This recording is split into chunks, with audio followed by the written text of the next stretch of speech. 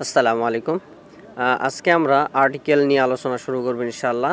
ঠিক আছে, তো আজকে আমরা আর্টিকেলের প্রথম অংশটা আমরা দেখব, বেসিক জিনিস কিছু আছে তো আমরা সেটা দেখব।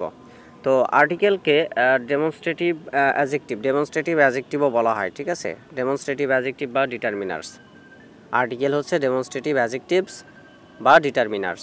তো এখানে আর্টিকেল সাধারণত এ এন দিকে আর্টিকেল বলে। ঠিক আছে, এ এন এবং দিকে আর্টিকেল বলে। তো এর উপর এগুলো হচ্ছে দুই প্রকার আর্টিকেল, দুই প্রকার, একটা হচ্ছে ইনডেফিনাইট আর্টিকেল আর একটা ডেফিনাইট আর্টিকেল।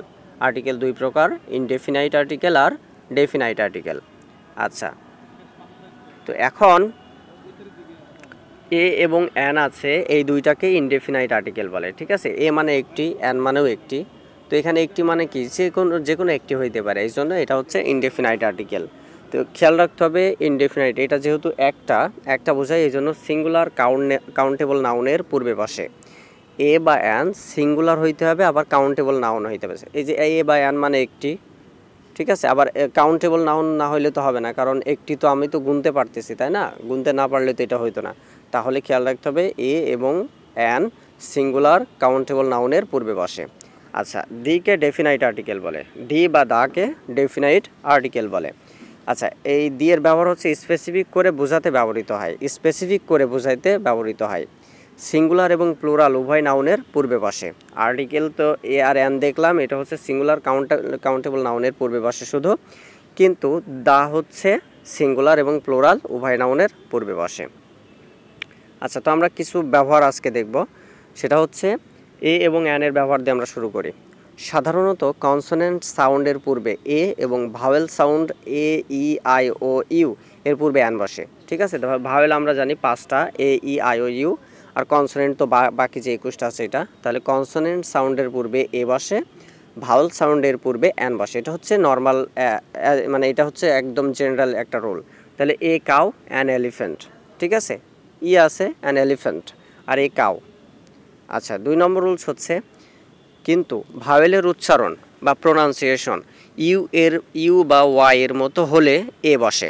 একটু আগেই বলে আসলাম যে ভাওয়েলের আগে এন বসে, কিন্তু যদি ভাওয়েলের উচ্চারণ ইউ বা ওয়াই এর মতো হয় তাহলে তার আগে এন না বসে এ বসবে।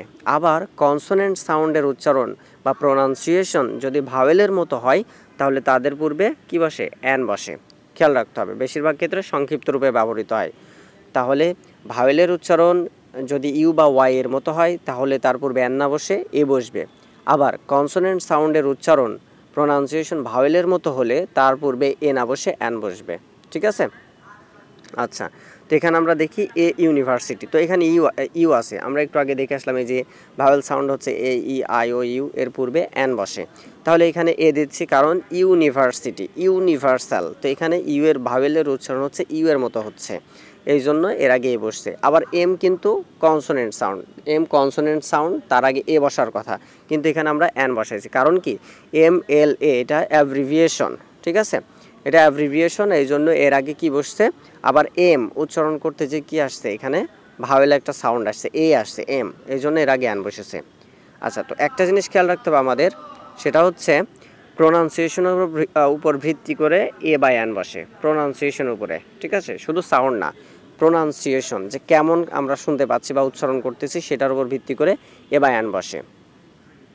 আচ্ছা, তারপরে 3 নম্বর হচ্ছে ও দ্বারা শুরু সকল শব্দের পূর্বে এন বসে। ও দ্বারা যত শব্দ আছে সবার পূর্বে এন বসে, শুধু ওয়ানের পূর্বে এ বসে। তাহলে একটা মাত্র ওয়ার্ড আছে সেটার পূর্বে এ বসবে।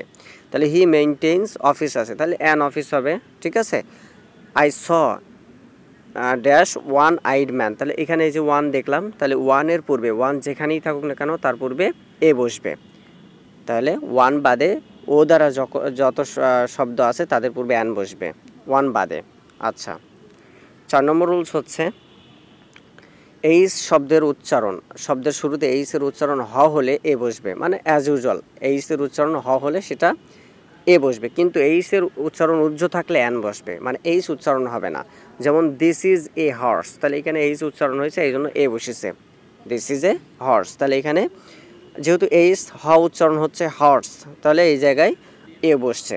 হি ইজ অ্যান অনেস্ট ম্যান, তাহলে এখানে অ্যান কেন হইল, এখানে একই তো এইস আছে, এটা তো এইস আছে, একটু আগেই বললাম প্রোনাউন্সিয়েশনের উপর ভিত্তি করে। তাহলে এখানে আমরা হনেস্ট কখনো বলি না, আমরা বলি অনেস্ট। তাহলে অ্যান অনেস্ট ম্যান, যেহেতু এখানে ও দিয়ে শুরু হচ্ছে উচ্চারণটা, কিন্তু ওয়ার্ডটা শুরু হয়েছে এইচ দিয়ে, তার মানে এখানে এইচের উচ্চারণটা নাই। এমন আছে অনার্স আছে, আওয়ার আছে, ঠিক আছে, আওয়ার মানে ঘন্টা যেটা। তাহলে he is an honest man. আর দিস ইজ এ হর্স, তাহলে যখন এইচের উচ্চারণ এইচের মতোই থাকবে তখন তার পূর্বে এ বসবে, আর যখন এইচের উচ্চারণ হবেই না, সে উজ্জ্ব থাকবে আর কি, তখন অ্যান বসবে।